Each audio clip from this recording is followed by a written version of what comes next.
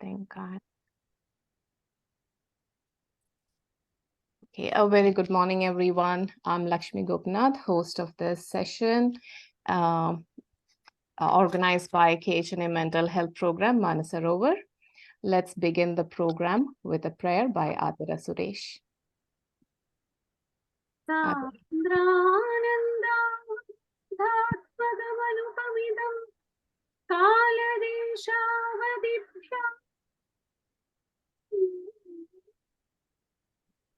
निर्मुक्तं नित्यमुक्तं निगमशतसहस्रे निर्भास्यमानम् अस्पष्टं दृष्टमात्रे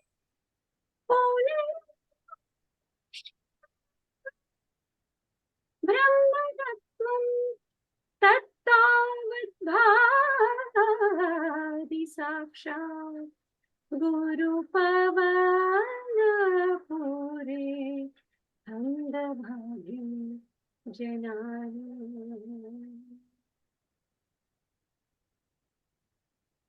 Thank you, Adira.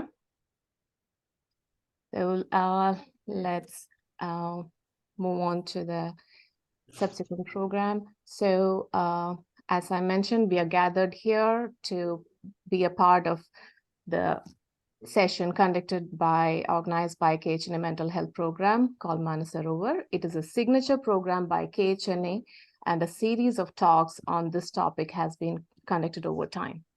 As we all know, it is a taboo to talk about mental health issues, even to date in our society. We hope that such talks and forums will help the listener to be mentally calm and peaceful and go about their day-to-day challenges. I'll quickly go over the agenda. We will continue the program with a welcome speech, and then the guest speaker will address the audience with the topic of the day, aging gracefully. Afterward, the floor will be open to Q&A, and we will end with word of thanks and conclusion. I would want to mention that during the speech, you can leave your questions in the chat, and Uma and I will monitor them. And one more housekeeping request. Please keep your phone muted. Any device that you're logged in, please keep it muted so that we can talk, we can listen to the guest speaker very well. Moving on to the welcome speech. On behalf of KHNA Mental Health Program, I have the privilege to welcome Dr. Geetha Ramaswamy, our guest speaker, who is also the chair of this program, Manasarovar. Dr. Geetha Ramaswamy, a graduate of Mysore Medical College, did her psychiatry residency training and geriatric psychiatry fellowship at the University of Cincinnati. Her area of expertise is in cognitive disorders such as Alzheimer's and Parkinson's diseases, as well as mood disorders. She taught at the University of Cincinnati and was in practice in the area for over 20 years prior to her recent retirement.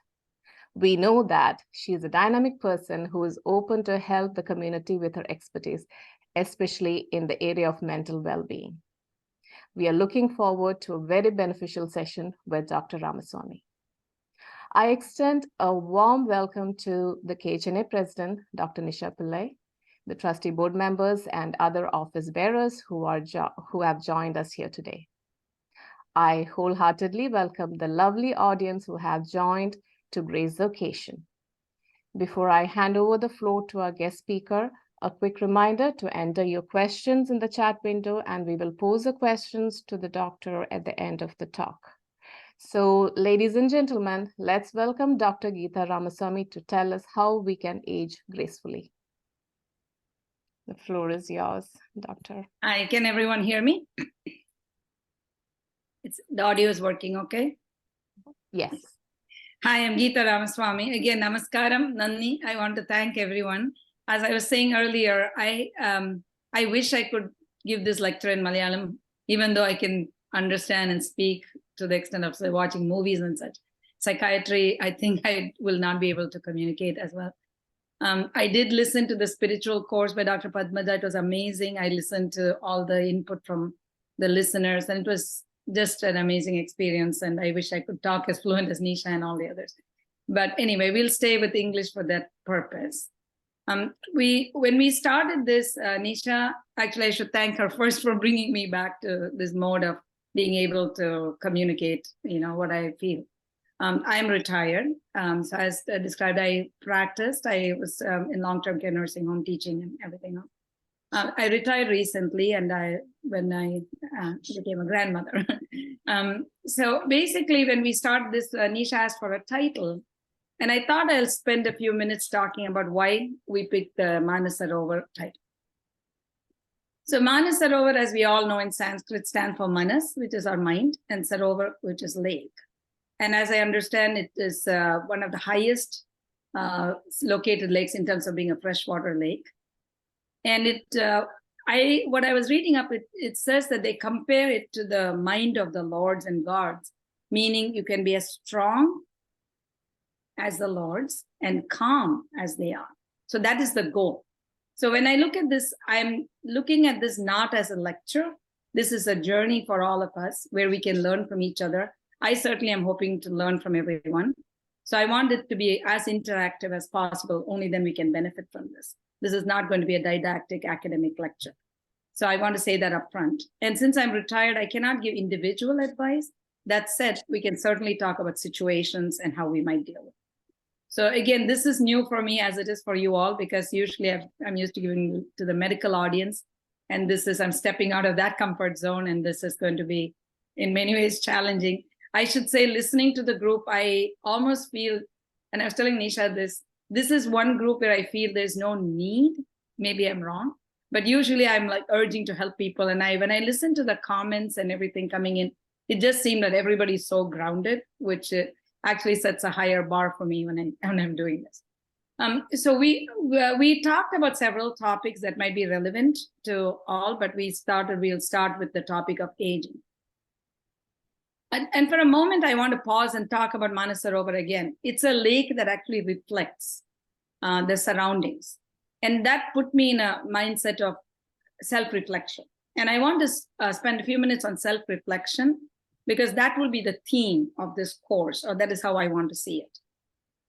What does self-reflection do? Many times we think about self-reflection as reminiscence. There's slight difference. Reminiscence is always good, especially as we age. We look back at our life and we kind of cherish and enjoy the happy moments we have come through, feel good about ourselves. And that is, if you go to a long-term care in a nursing home, that is what majority of the patients gain benefits, that they would talk about their positive experiences and feel good about themselves. So reminiscence is great, but that is not all of self-reflection. Self-reflection is reflecting on what happened through your life. And it can happen at any stage. You don't have to be old to do that. If we pause and just kind of think in this journey, where are we going? And we often fail to do that because it's a rat race. We're just doing our daily things, running around. But just take a moment to kind of pause and just stop yourself and say, what am I doing? And then when you think back, it's a great experience. And the more you do that, the more you'll actually enjoy. This is for your own sake. And unfortunately, sometimes negative memories come, and that is part of it. So one set of people might say self-reflection is bad because then you harp on the old negatives and you get stuck in it. That may happen, but I think that is a hurdle that we go through to come out on the other end as more strong.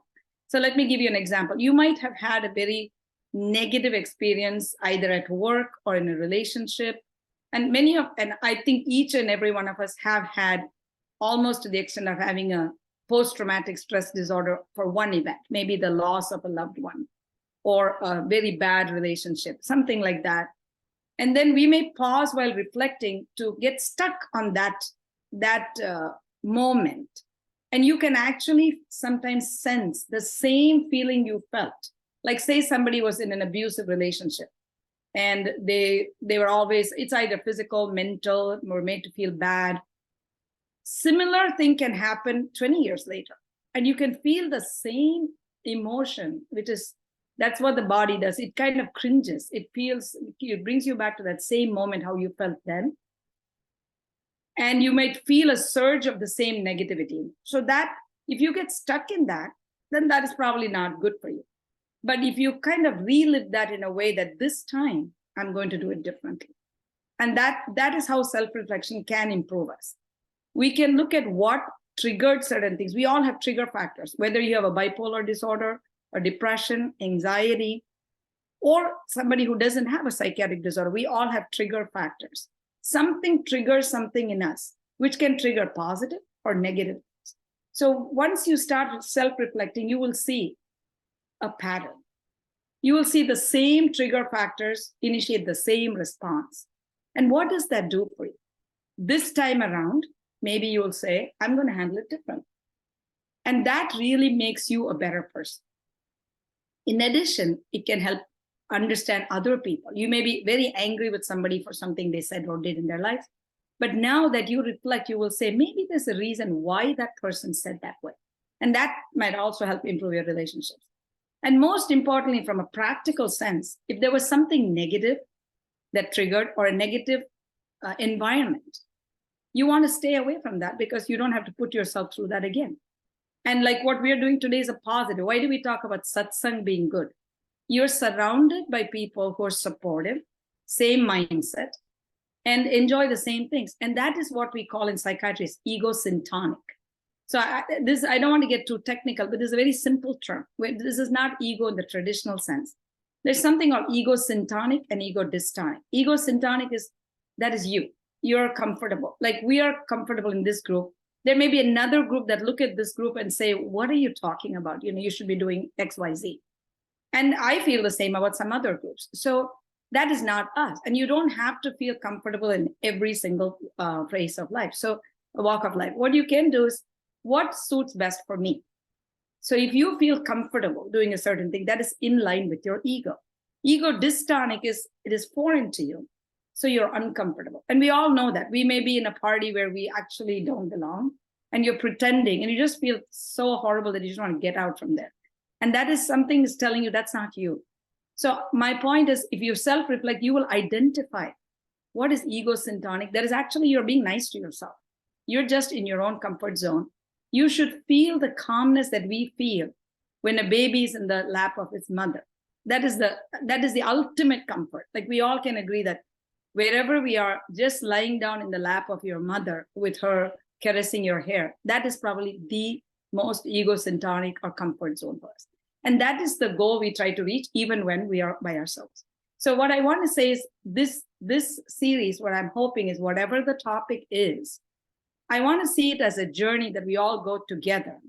And at every moment, we kind of improve for our own sake and our relationships. And that is the goal. And if we can attain that, I'll be very happy. And personally, that's what I'm hoping to do from this learning from you all. So that brings me back to why I chose this title as Manasarovar. And we talked about different topics. Nisha suggested that aging may be a good thing to start. I know the title says aging gracefully. Well, that is a very high bar. I will talk about aging. And then the goal is we'll try to do it gracefully. Now, what is aging? When I reflect on that, aging is a relative term. It can mean anything, like if you think about, I was just thinking the other day, you might have, some of you who watch movies might have watched the movie Vietnam by Shivaji Ganeshan. I'm a big movie buff. So I was watching that. And that time probably I was, 10 or 12 years old. I don't remember. So it was in the early 60s, 70s. And the height of that movie was, the saddest scene was when he retires and comes home. And there's a sad song. And I remember crying watching that movie. Now when I watch it, it just brings a smile to my face. Because he was probably 55 or 60. And they'll act like his life is over. And now it just seems kind of funny because, most of us, at least I'm turning 65 this year. And when we talk about what is geriatrics in this country, we say 65, you're eligible for Medicare. That's when you go see a geriatric physician. And I'm a geriatric psychiatrist, but now I laugh, I'm a psychiatrist who is now geriatric. I'll be 65 this year. So aging is a very relative term. And we can accept it and live through it in different ways. Each of us are going to age in different ways, but whether we like it or not, our body is aging. And there's no ways around it. Maybe some people may age faster, some may slower. And we can talk a little about the advances in research that are happening to age slower. And they're not talking about aging gracefully. They're talking about making physical changes in the genes or other things where you can age slowly. And that's more scientific. But what happens, whether we like it or not, our body and mind are aging. So from top to bottom, starting with your hair, skin, nails, your face, then your respiratory system, your cardiovascular system, GI, everything slows down. And it's not as efficient as it was. And that is just like a car. I mean, the parts start breaking down. And that's a reality that we all have to accept. Same thing happens to the mind. So cognitive changes of aging, I'll talk about that in a minute. So what I'm going to go through is a little bit about what happens in the mind and the body and what we could potentially do in a very practical way, in a medical way. And then we'll talk a little bit about the mental aspects of it. So physically, I mean, there are many physicians, I'm sure, on this group as well, and will agree that every single organ in our body does go down. So for those who are not medical, I just want to say, starting with your vision, hearing, there are changes in every cell in the body that ages. And for example, a cardiovascular system, your arteries get thickened, they're harder, so they're not as flexible or pliable, so the heart has to pump harder. Your GI, the digestive system, is not working as well, so you can't just eat like you ate before. And you probably have constipation, diarrhea, whatever. So the common nursing home talk will be about, those kinds of things. But that's part of aging. And every single part of the body happens that way. So what can you do about it? Basically, a healthy diet, staying active as much as you can, and making sure you take care of medical problems early enough. Preventive care is very, very important. Preventive care, as we all know, is about diet and exercise. And I think a lot of the Indian Mediterranean diets, fortunately, are good because it naturally has fiber in it. We add turmeric and things that antioxidants, which are there in our diet. But in addition, paying closer attention to that. I mean, some of the negative things that I think in our Indian diet is a lot of butter and stuff, even though we don't eat much cheese and such. And, we're all allowed to have a good day sometimes, but just being conscious about that. So practically, it's basically diet and exercise. And we talk about checking with your doctor to find any signs that are showing that early on, if you catch an illness, you can take care of it. But that's in a very general sense. Now, if you talk about the mental state, it's the same. What is good for the heart is good for the brain. And the brain is like a muscle. If you use it, it is active. If you don't lose it, you don't use it, you lose it. So use it or lose it. So it atrophies. So what we have to do is similar to the rest of the body, good diet, exercise, staying active. Now, since we're focusing on mental, I just want to spend a few minutes more on the cognitive aspects of aging. So cognitively, what happens? So many times people ask me, I forgot a few names, I misplaced my keys. Do I have Alzheimer's? Do I have dementia? And that is a question that comes to all our minds because, am I losing it? Am I forgetting things? So one thing we want to say is there's something called age-associated mental impairment, that is AAMI, that as one ages, whether we like it or not, a memory is not as sharp as it was, say, in our 20s or 30s. Actually, after 40, they say the decline begins, whether we like it or not. So, and then there's some difficulties in visual spatial orientation or speed of processing also. Like you can't do things as fast. Everything takes a little longer, and that kind of declines. But that is not dementia. Then there's a stage called minimal cognitive impairment, where people have memory problems and maybe some language or some orientation problems, but not to the extent of what you call as dementia. Now, dementia is when you have cognitive deficits in many aspects of your brain, such that it interferes with your daily activities of living. Only then we classify it as a dementia. And the most common cause of dementia is Alzheimer's disease. Then we have vascular dementia, Parkinson's disease, and others. So Alzheimer's is something we hear frequently. So I remember even at KHNA, several people approached me asking about their parents or themselves or spouses, whether they have Alzheimer's. And I think the reason is because Alzheimer's has gained more attention. It's one of the most common causes of dementia, as it say. And then the primary risk factor for Alzheimer's disease is age. So we cannot help it. So that is the primary risk factor. The other things that come is there is some component of vascular, like if you have small strokes, you have multiple strokes, and it becomes what we call a multi-infarct dementia. Basically, it means that you have small, mini strokes all together are causing problems in the brain. And then your Parkinson's disease, Huntington disease, and others. I don't want to go along all the medical terms. But the question that comes to most people's mind is, if my father has Alzheimer's or somebody else has, will I inherit that? And that came up in KHNA, so I just thought I should address that for a minute. The familial or hereditary form of Alzheimer's disease, fortunately, is very small. So it's a very small percentage of people who actually inherit the hereditary or familial form of Alzheimer's disease. I'm saying this to put people's mind at rest. So if you have a family member close, if that's what you're worrying about, not that it's reassuring, but if you are going to, if you live long enough, you may die of a heart attack or stroke, not that it's better, before you get Alzheimer's disease. So I just want to put people's mind to rest that it's a very small percentage that actually is a familial or hereditary form of Alzheimer's disease. Alzheimer's usually is much later in life, usually after 70, 80 or beyond. But early Alzheimer's does happen.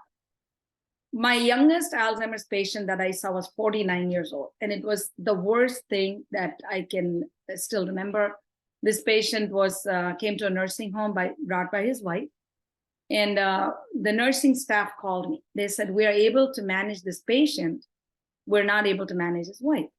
The reason is this patient was he was well built. He was thrashing, throwing things, and hitting people. So he had to be on what we call as physical restraints. So we had to actually restrain him with belt and stuff like that. And chemical restraints, which is giving him medicine. His wife was very angry. She came to the nursing home and said, I'm going to take him home. So the nurses called me and they said, please come soon. We have to deal with it. Of course, when I went there, I was the target of her anger. She was extremely angry. And she was, just cussing and saying bad things. Because she was in that mental state. She said, I'm going to take him home. I told the nursing staff, this is a process that she has to go through. Let her take him home. She did. In 4 hours, she came back. She couldn't handle it.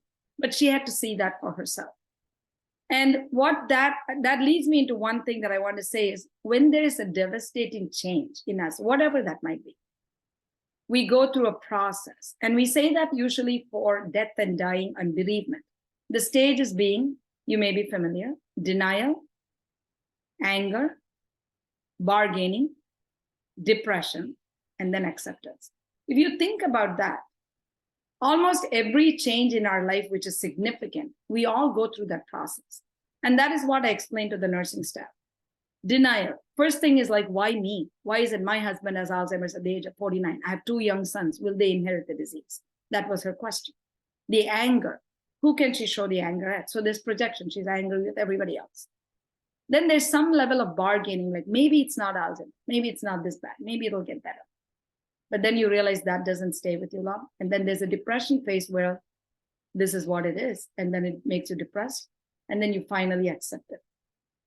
So what I want to say is, we go through that even for aging. So as one ages, it's not devastating. But at the same time, it hits you. Like I know people have over the hill parties, and I laugh about it because the over the hill used to be 40, then it's 50, now it's 60 or 70, depending on how big or long our hill is going to be.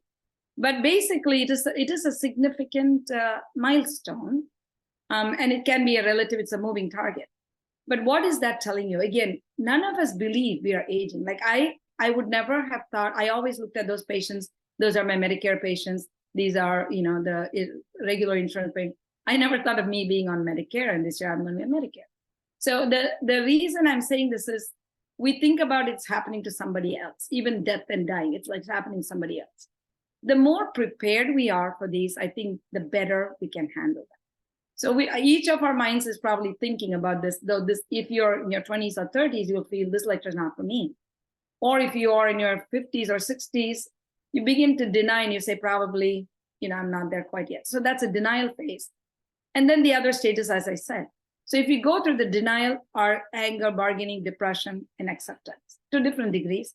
The acceptance phase is what would help us. And I think when we talk about aging gracefully, I think it all comes down to acceptance and then work it backwards. How can we do it better?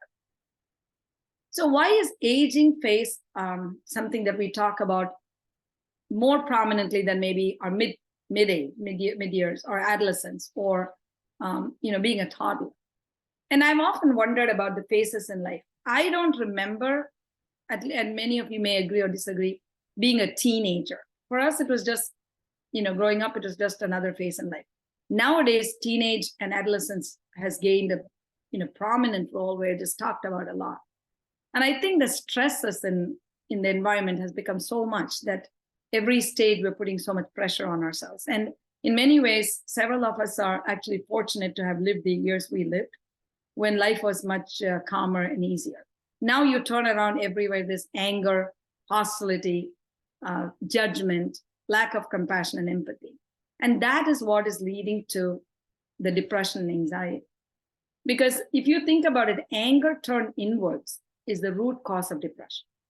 And I don't think the society is seeing that. And I'm glad we're having this series, because little by little, the goal is we can change the mindset of each person, that we're not actually infusing this anger and hostility in the environment. Because right now it's become a contagious effect.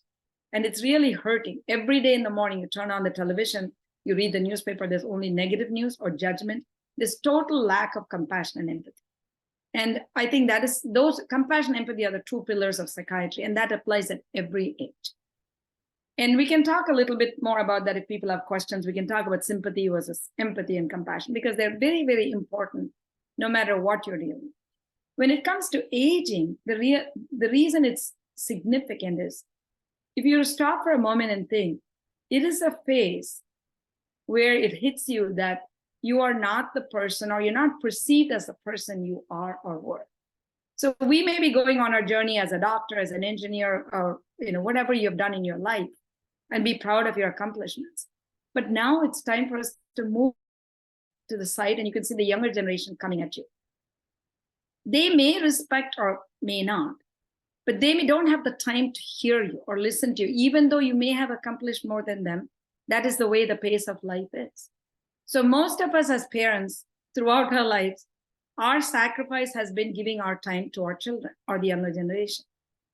And now when I think about it, our ultimate sacrifice is not sacrificing our time with our children. Basically, what that means is we know they're so busy and we kind of move away so that they can have their own time, and this is their time. That is the way of life right now. One of the things I feel bad for the younger generation is they do not seem to have the time or ability to even value what the older generation has to offer. And that is not because of anything other than the time factor. They are so busy themselves that there's no time to kind of listen to a grandmother's story or anything else.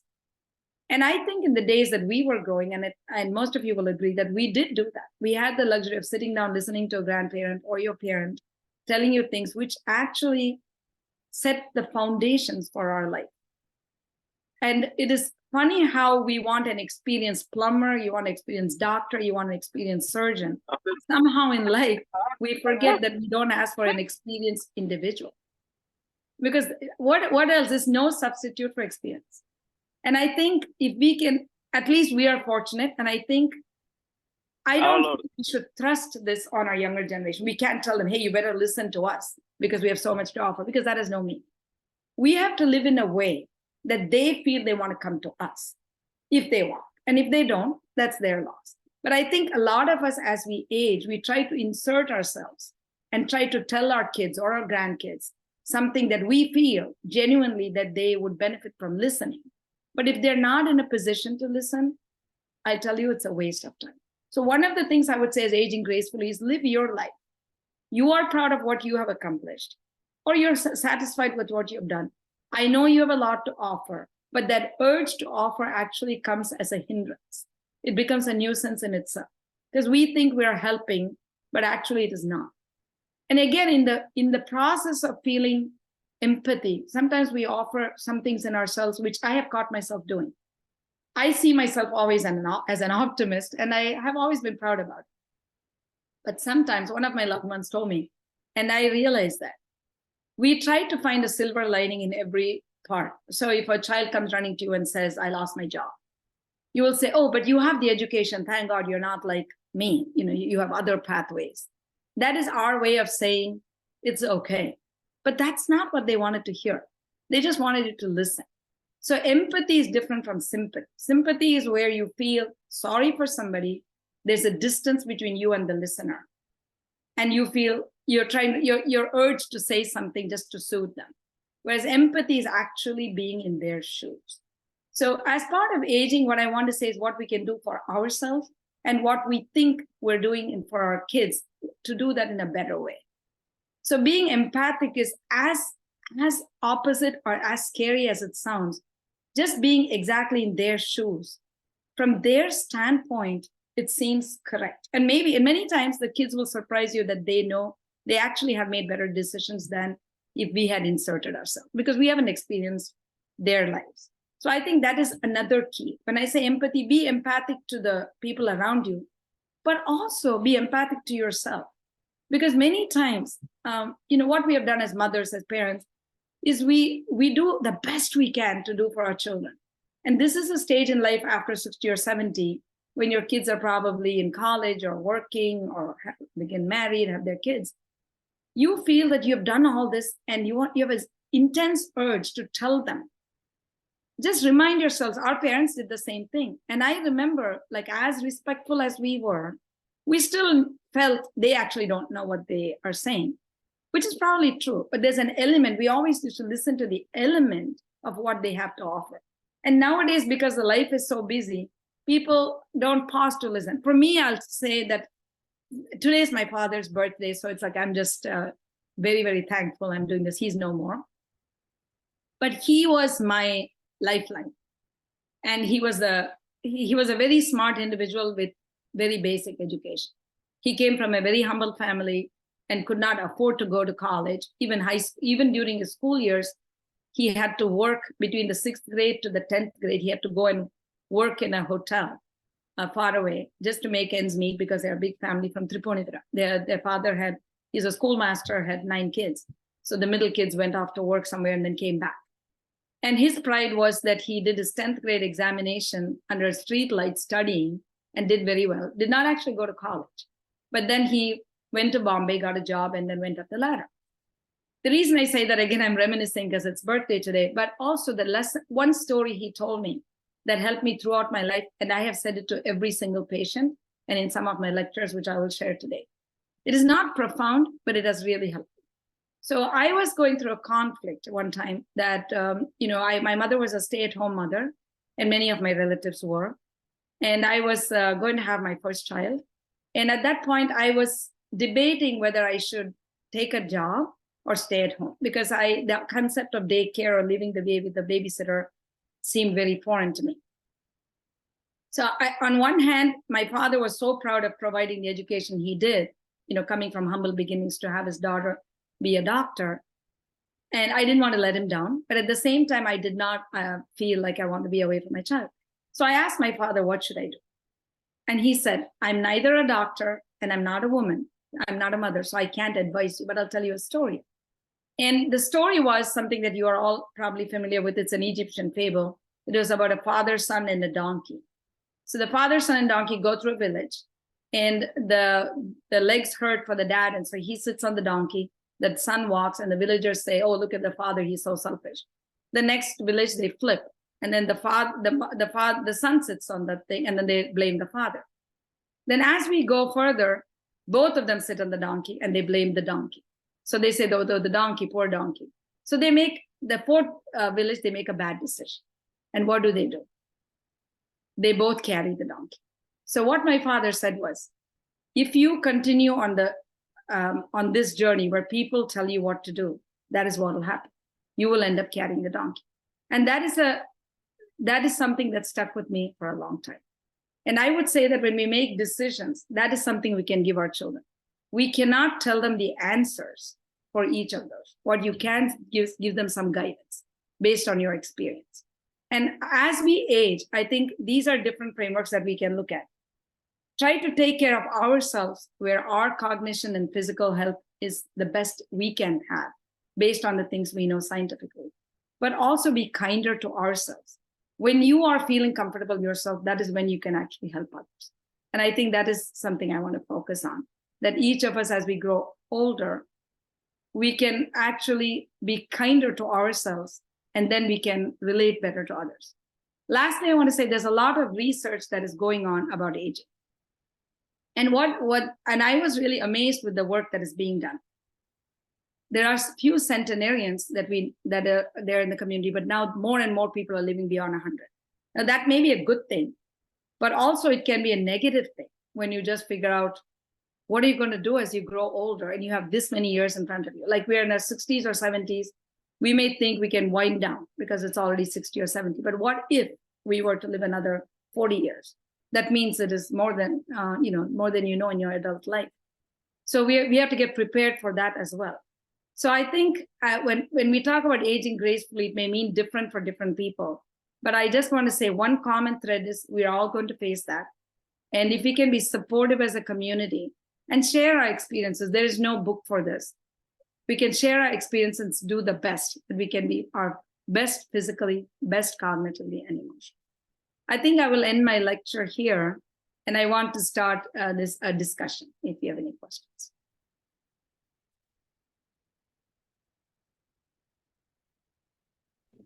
I think we have about 20 minutes.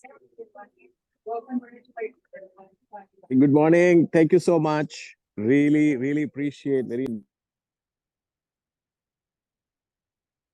Yeah, we don't have Obviously- any questions in the chat. So yeah, please go ahead if you have questions Yeah. for the guest. Yeah, I mean, I think age is just a number, so I don't want to get into the details of which category I will fall into. But one thing that I want to check on is two things. One, because of the longevity of the life that exists in America today, and with all these mental well-being, emotional well-being, all that exists, how does the investments and the financial planning and the investments and the kind of futuristic behold in terms of your disability? I mean, most of these preparation of, how do you transition? Because we are all immigrants. We are not used to this traditional way of senior homes and all that. And in my circle, I see many of them are challenged to either stay with their children or move into the senior homes and all that. So what are you seeing in that immigrant generation transition into an independent life? That's one. Second, what we will do for those generations in my age where I have young teenagers, and my mother in India, 87, she is an Alzheimer patient losing memory, and I make a trip 4 times a year to spend time with her, and it's very challenging to manage both. And I often ask the question how long my mom would live, because doctor said it can be 4 years or 10 years. And in Kerala also, there is not much of a very structured way of Alzheimer's treatment, right? They are like, okay, it's a brain degeneration happening, so it will take its own time. So how do we prepare on these scenarios as a husband, as a father, as an employer, and all that in my late 40s here? How would you guide and counsel my generation? So This situation. Thank you. Yeah, it's a really loaded question, and I'm glad you brought this up, because these are things that are critical to how we. And I would reach out to you, all of you, for answers as well, because there's no real answer. In fact, Nisha and I brought it up, this question with Nisha many times about this. This is the burning question for our generation here. First thing is about, I'll answer the first question first. It's about what do we do as we grow older? And I've thought about this many, many times, because majority of my life, like 90% of my work, was in long-term care nursing homes and basically dealing with this. And what I've seen here, the positive and negative, I'll tell you. So basically, those of you who are not familiar, when you have a loved one that you can't care for at home for whatever reason, 2 people working and you can't take care of them for safety, privacy, whatever the reason might be, you have independent living, where you have cottages where you can just live, but you just have a community feeling. Then you transition to an assisted living, where you just have a nurse or somebody come once in a while and check on you, and with your pills and such, just to remind, but you still have your independence. And then when you cannot actually function on your own, you move to the nursing home section. Now, within the nursing home section, there are different wings where people who can communicate well versus the dementia unit, where it's a locked unit, and depending on the needs. Now, the outright, I would say, it just feels like a very depressing concept because you're out of your home.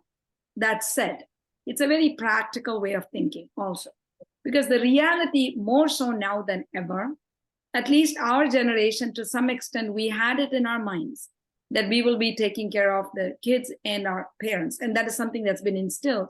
And so we try to accommodate whatever we can do to do that. The current generation, even if they had the best of intentions, the way their lives are, they work 24/7. When you just watch your children work, you just don't want to add any more burden to them because it's just impossible. That's the way of life. So actually, we have been talking, and I've been talking to Nisha about this.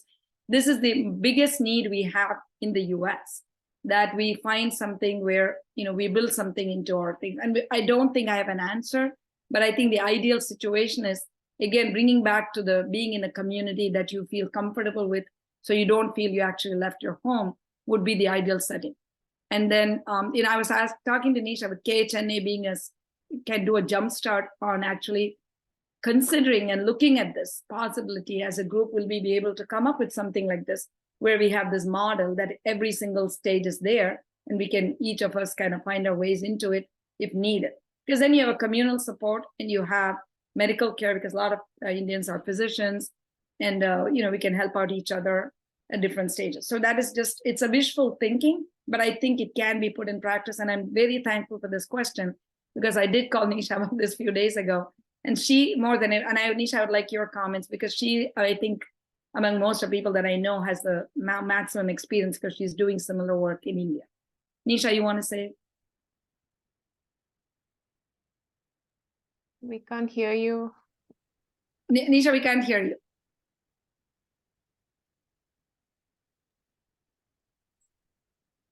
We still cannot hear you. Okay, wait.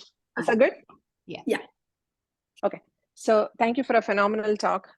Before I say anything, aging, the reason we chose aging was I thought, a lot of people are transitioning into that phase of life.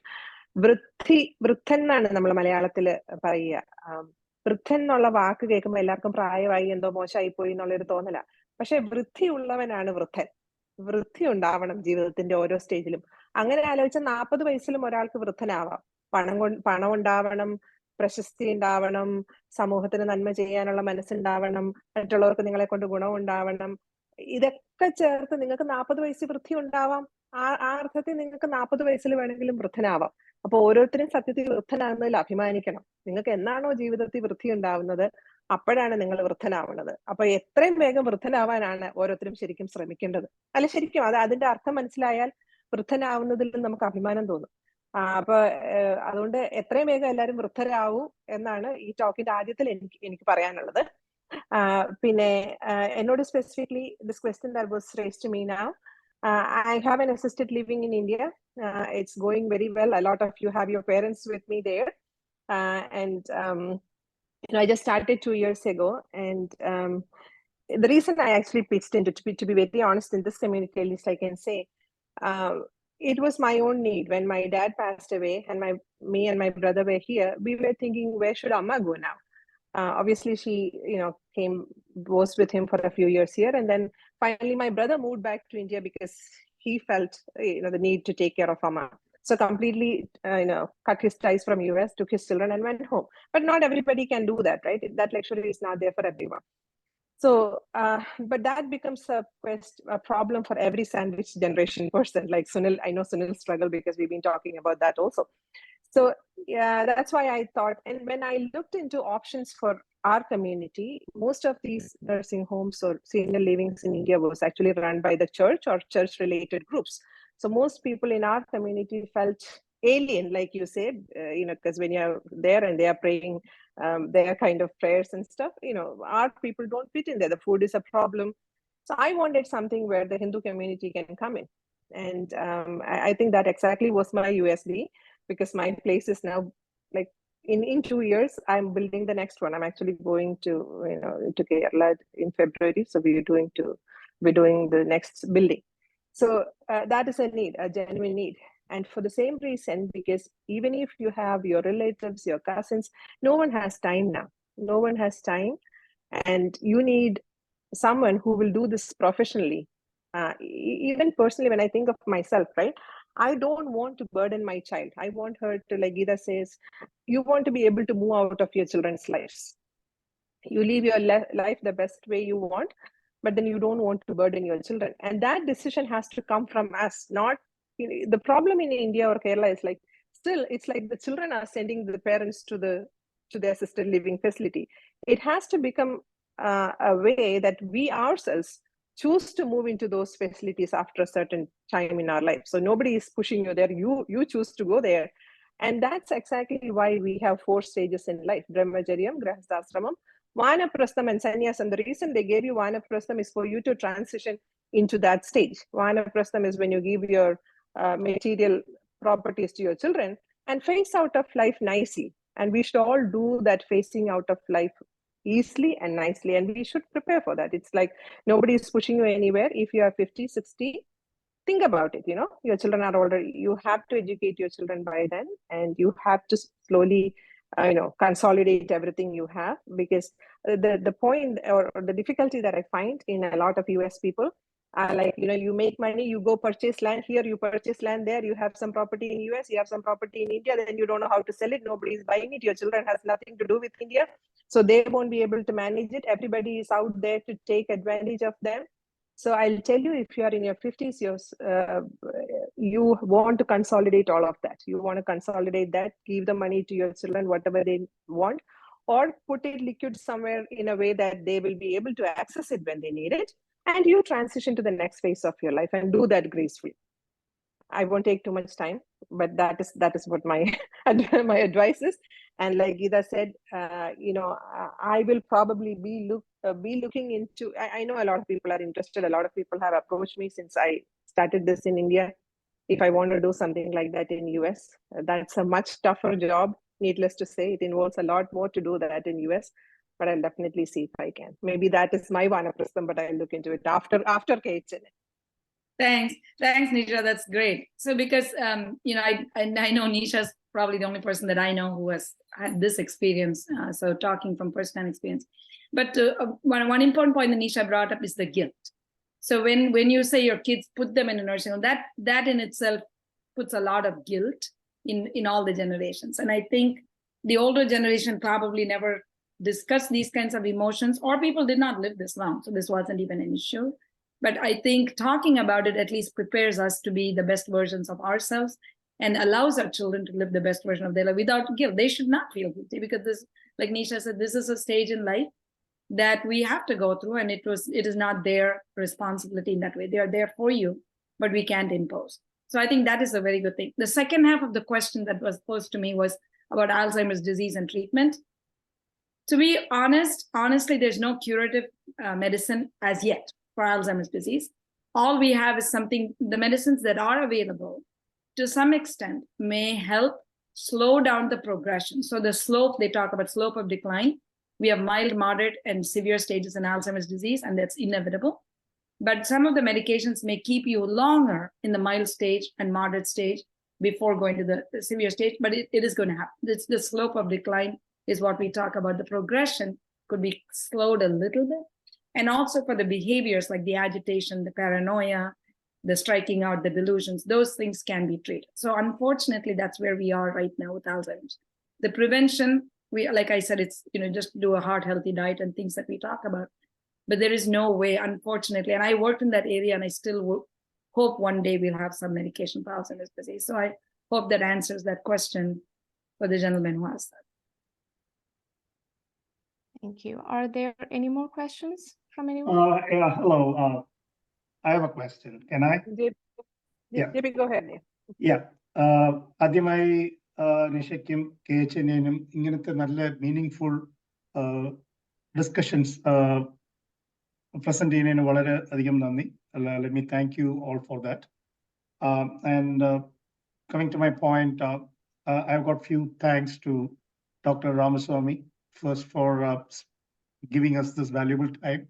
And another one is for giving us, the Indo-Americans, a proud and illustrious son like Vivek Ramaswamy, who was not only proud to call himself a person of Indian origin, but also to be proud to call himself a Hindu. So thank you very much. Appreciated on behalf of the community. And my question to this topic of today is, we were talking about the various stages, like is it the dying of brain cells due to aging? Because, like if we call it Alzheimer's or dementia could be many types, I think, which is beyond my comprehension, not being a doctor. But like, I mean, I think I heard the terminology apoptosis or something like that, Yes. which is the Death dying of of the brain cells, right? And this is a process which happens with age, and it could vary with people. I mean, not all needs to have the same sort of a dying of cells or a degradation of cells, whatever you call it. So the question is, I mean, I myself find it like, I mean, in my late 50s, I myself find it like, I mean, I don't remember things as I used to. Well, I don't want to just accept defeat, like saying, hey, it's an age-related process. I want to fight back. I normally fight back. I'm a big fighter, as many of you know. So is there a way, like, I mean, I think that's called as something like neurogenesis, right? Is there a possibility of neurogenesis? Maybe like, I mean, people say yoga helps, or there are a few other things which might help, but how does we improve? I know like dying or dead cells, depending on the level of their death, we will not be able to regenerate it. The neurogenesis may not work, but at least prevent the further dying of cells, and also, like, I mean, try to repair which are just starting to die. Is there a process for that? I mean, how can we address that issue? If this is a question related to this topic. Yeah, it's a very important question. So apoptosis, as you said, yeah, the cells break, they die. There's nothing we can do about that. This is a topic that has been talked about in this field for a long time, because we used to accept, there was a term called AAMI, which we don't use that much. It's age-associated mental impairment, so memory impairment. So it is like, yeah, as you grow older, you're going to forget. But what diffuses that, if you look at some people in their late 90s, they're still doing okay. So then if that is the truth, then you can say it is age-associated, because we are learning from those centenarians and those who have lived. So why is that? Again, it's genetic, hereditary, environmental factors. There are many things that go into it. That said, what can help us? And again, there's no guarantee, but most studies have shown that certain things can actually help. Just like when you exercise your muscle, you're growing the muscle, otherwise it atrophies. Similarly, the brain, the more you do, the more number of activities you can do, the diverse activities you can do, it has been shown that can increase the prevent the neuronal loss and increase the neuronal connections. That's what we want. We want a lot of neuronal connections.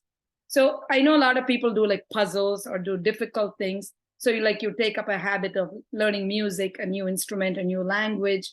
And people think you have to do something difficult. But I think the recent research I was reading, which is kind of fascinating, it's not about picking up a very difficult activity to challenge yourself.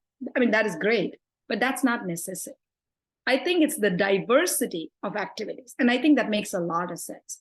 Because I think years ago, I remember a neuropsychologist was saying, if you comb your hair with the right hand, try combing it with your left hand.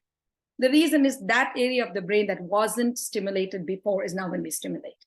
We all know in the brain there are different lobes and they're for different things. So the temporal lobe is for naming, this is for that. So we have different areas of the brain that function differently. Similarly, the nerve cells in each part of the brain is not being utilized.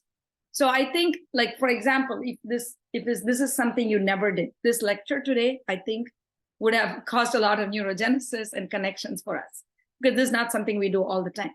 Personally, I think I'm doing this in a selfish way, because I did feel as I retired, I'm not as crisp as I was, even like a few years ago. And I know it is not just because of the aging. There's more that you don't use it, you lose it. I started learning Avina, which I never knew, and I just did like baby steps after I turned 16. And this is just to see that I should do something that I never did before. And I think that is something we can all do. So there's something that you never did. And I guess the women here will be happy if I say the men, maybe you should start cooking if you didn't before. But that's just a selfish motive. I'm just saying, like, if we start doing activities that we never did before, that area of the brain that you would not otherwise, challenge will come back. Like you will see, even playing with your grandkids, just remember the nursery rhymes we knew before.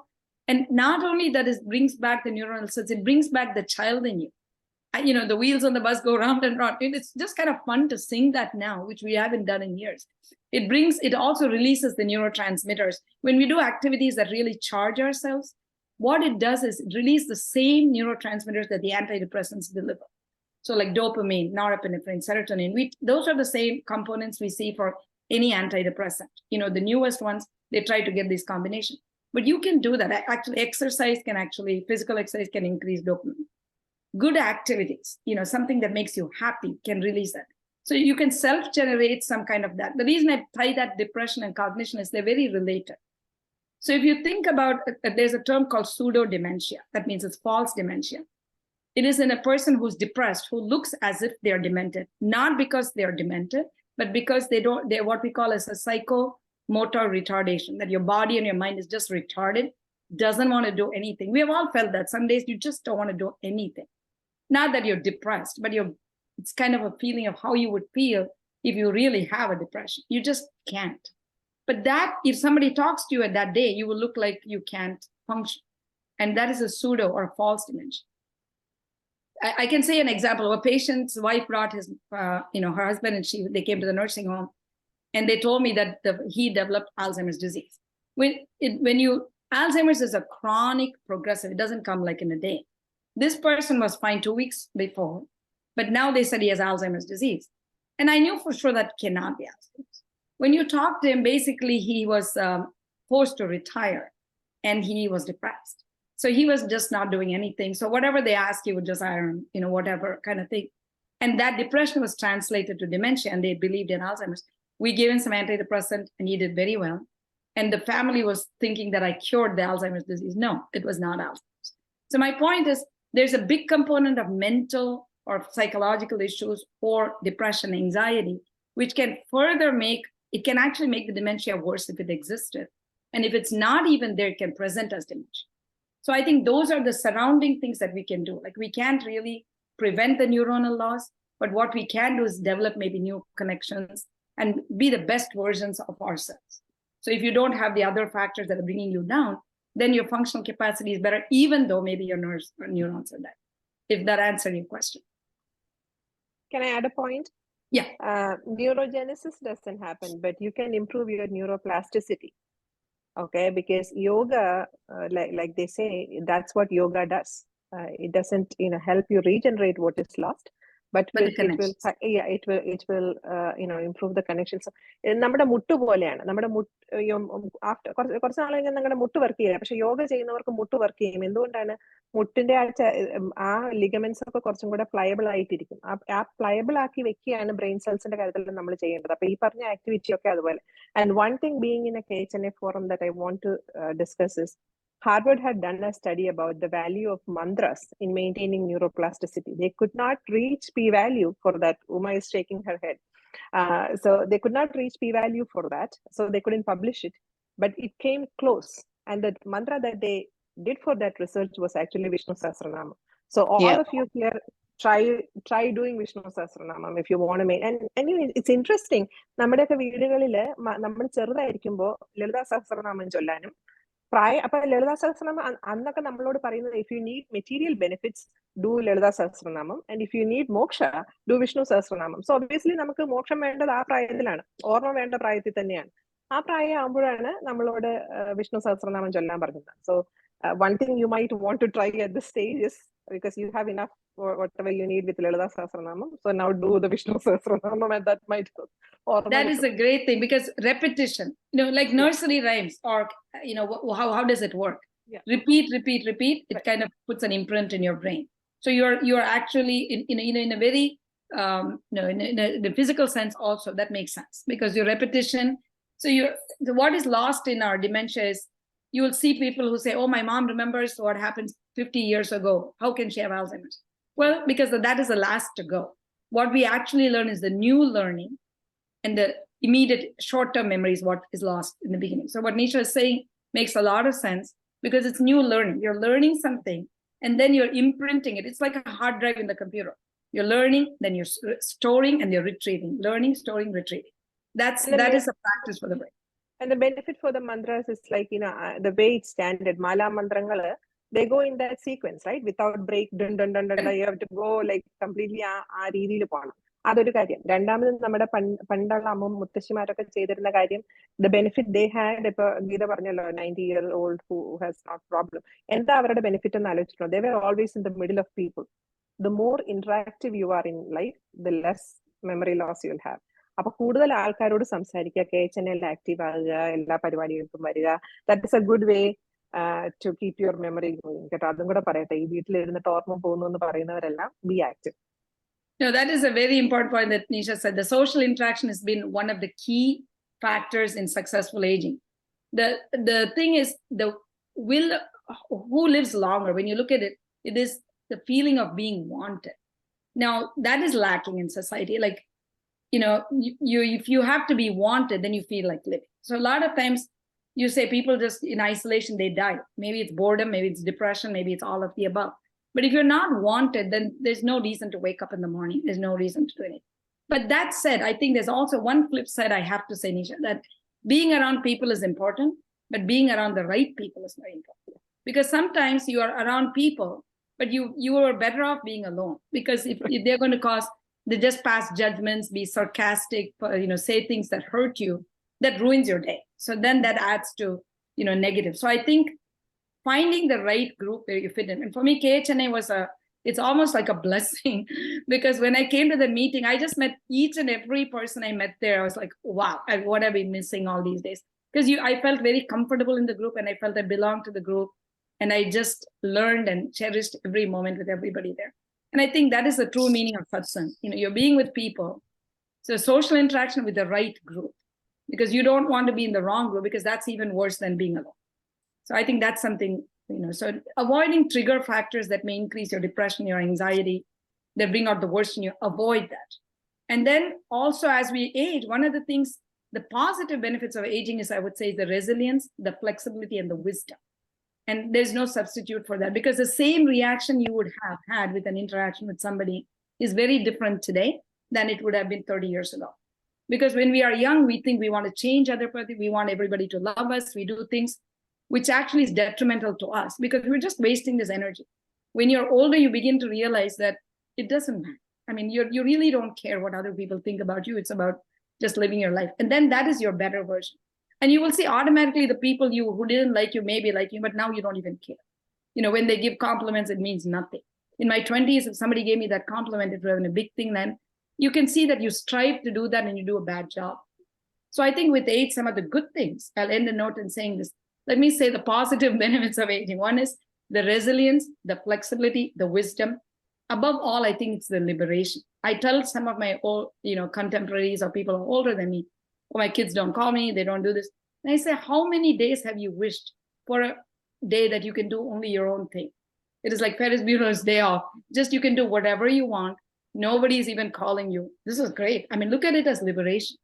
And people ask, like, what do you do? I say, just tell people I'm fostering independence for my kids. What basically that means is you're letting them do their own thing. And you don't have to worry about it. They'll come to you if they need you, because you've brought them to, equipped them with everything you know, everything you can. And now, if they need you, they will come to you. And if they appreciate, that's fine. You're not doing it for that reason. And the better you become, you will see the opposite happening, that they come to you. Like there are days, if you don't call yourself, they will call you, because they are missing what you can deliver. And they see your best version, and that is when they'll come to you. So it is actually, it all is a chain reaction. Everything that you wanted will automatically happen if you do the right thing for yourself. So, just one last aging is the Siddhasas, they call standing upside down, right?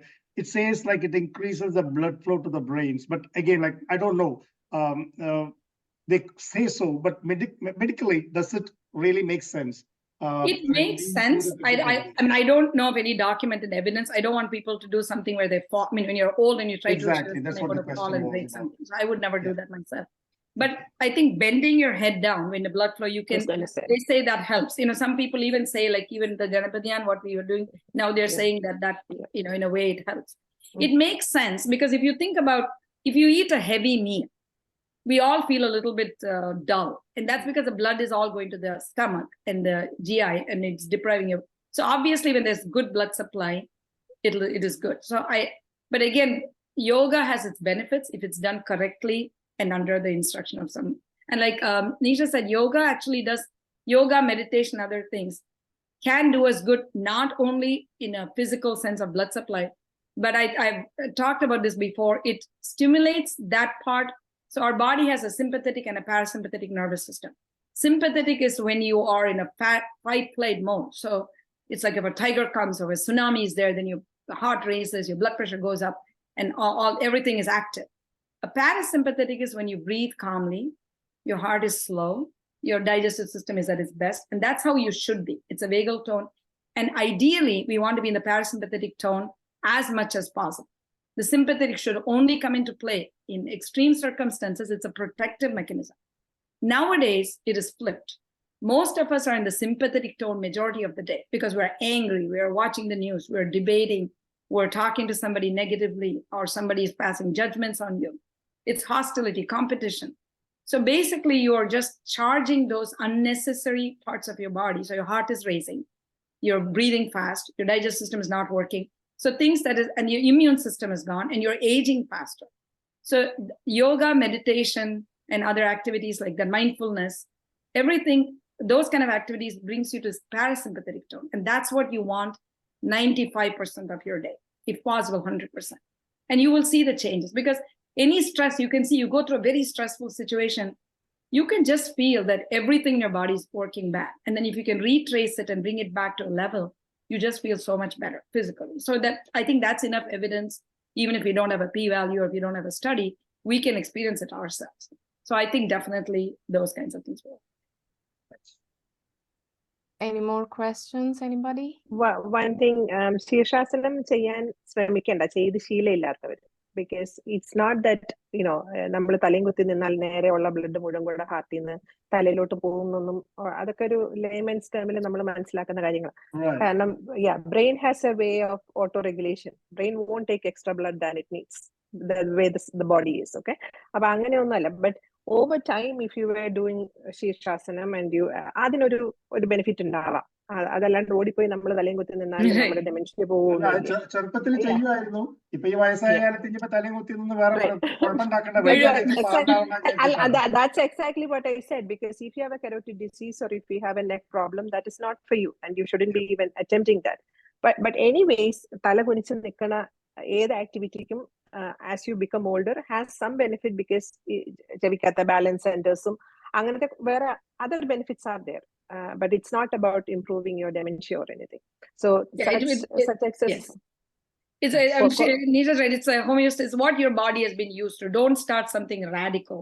Right. Especially, I mean, learning new things is fine, but physically, like I don't know how to ride a bike. I would not get on a bike now because I'm certain I'll fall, and with some osteoporosis, the bones will break.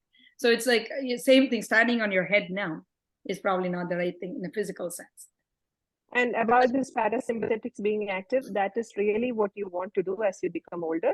ശരിക്കും നമ്മുടെ body tone അങ്ങനെ തന്നെ ആവണം. നമ്മളെല്ലാവരും മക്കളെ പഠിപ്പിക്കാൻ നടക്കും. സത്യത്തിൽ മക്കളിൽ നിന്നാണ് നമ്മൾ പഠിക്കേണ്ടത്. ഒരു കൊച്ചു കുഞ്ഞ് എന്തുകൊണ്ടാണ് എപ്പോഴും happy ആയിട്ടിരിക്കുന്നത് ആലോചിച്ചിട്ടുണ്ടോ?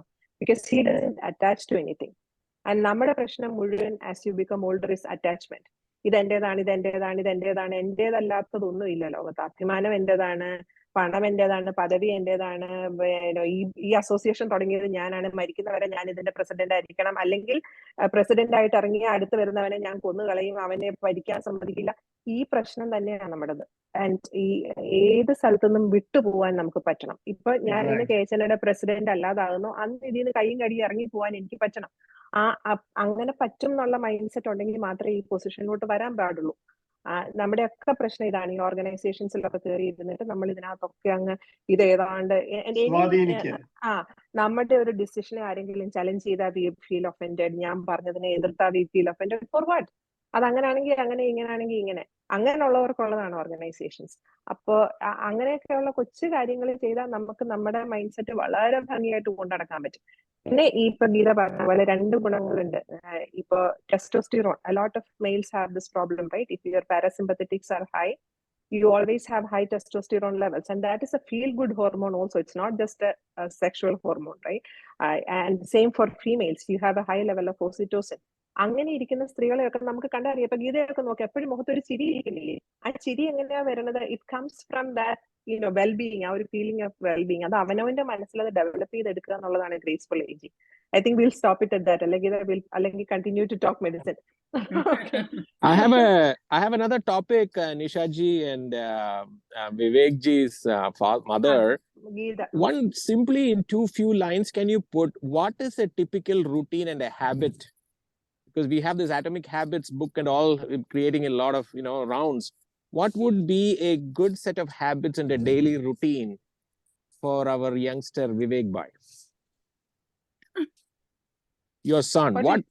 What is Vivek's routine? What is the routine, like, in the sense, is there any science behind getting up morning, having a routine of yourself, and having certain timing of eating, exercising, all that, because we have a lot of responsibilities as we evolve. I was just curious, your son, how does he manage diverse set of expectations and all these responsibilities that he's taking? I was curious, is there any particular routine that he follows? Well, I don't think it's any different from anybody else. Yeah, I think what his drive is coming from internal. I mean, at least I'm speaking on his behalf. He may have his own answer, but the internal drive to do something will make us do what we have at a given moment. I mean, I'm sure each and every one of us have succeeded in our own ways. For instance, I'll give an example. Like, when you're younger days, you're able to do so much. And then when you look back, you get overwhelmed. How did I do all this? But then you have a grandchild and you find yourself somehow being able to rise to the occasion to do that. And I think it is a routine. I mean, apart from Vivek, I'm not commenting on him per se, but I think apart from a routine always helps us, because then your body is, just like we say for sleep hygiene, it's better you sleep at the same time, you do the same thing. So the body is not surprised. So I think your body physiologically will react better if you have a routine. But at the same time, flexibility is also good. If you're like very hung up on certain rigid thing, that in itself can cause stress. So I think, like that is in a global way, I would say routine is good, but also the adaptability and flexibility, I think, is very important. But I think the inner drive and passion we have, whatever we are doing, if it is that, like, to come for all of you to give up a Saturday morning to sit here, that I think is a drive. I mean, that is a discipline to the max. And I'm just attending the second lecture here. So I hats off to every one of you for having do this. So I think, I don't think you should worry at all about if there's a routine. I mean, I eat healthy, and I mean, I'm sure as a mother, I have enough advice for Vivek. So I'll put that to a side. But basically, I think having a routine is always good physiologically, but the ability to enjoy it. And I think, like Nisha pointed out, the best state we can be is be like a child. The child in you, if you can wake up the child in you, that is the best thing we can do. Like, it is non-judgmental, it's happy, there's no attachment, it's happy with small things. And if we can do to learn, be happy with the smallest things in life, then we are one again. Because most things in life are for free, and we know that. It's not like a MasterCard commercial, but I just mean that, because it basically just simple. It's, some of us with little curd rice, Tair sadam always makes me happy. I mean, or watching a nice movie, spending time. So I think just the simplest thing, bringing our life back to the simple things in life, I think will make each of us happy in the society. And like Nisha said, no attachments, no ego, and that detachment is the best liberating form. And I think as aging comes, I think I'm just happy to be older, because I just feel I'm learning to detach from many things, and it's indeed liberating. You almost feel like, why did I carry this weight on me all these years? You will feel that, and even each of us can feel that. You will see, you'll experience that. If that answers your questions.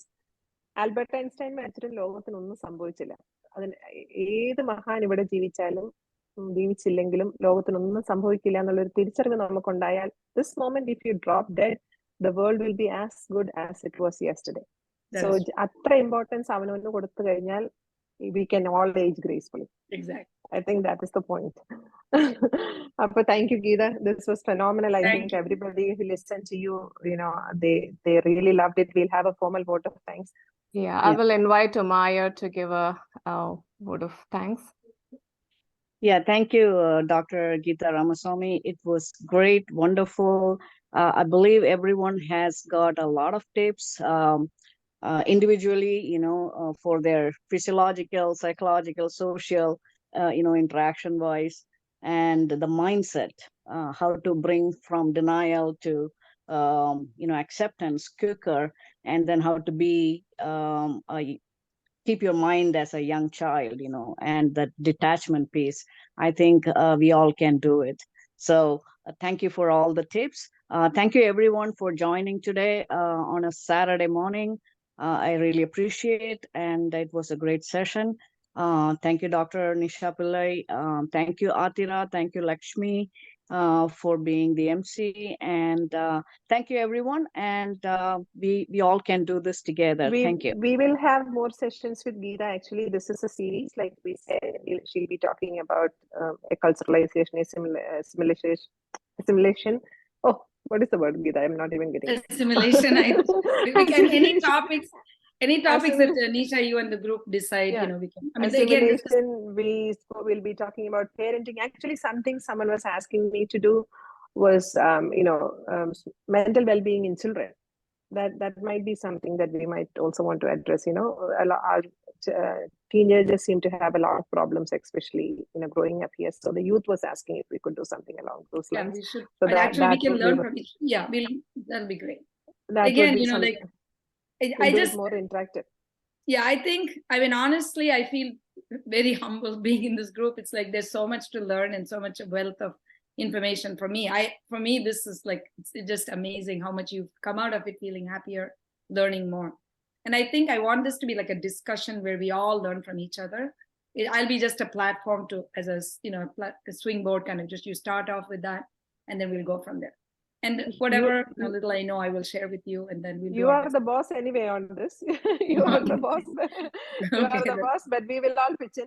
And I think this session, once we record this and put it out there, more people will be interested, and we will keep going. And like I said, all of you who joined today, Geetha will be coming back with a lot more. So we will have a lot of exciting sessions. Thanks for joining, and see you in the next one. Thank you all so much. Thank you all. Everyone. We'll conclude here.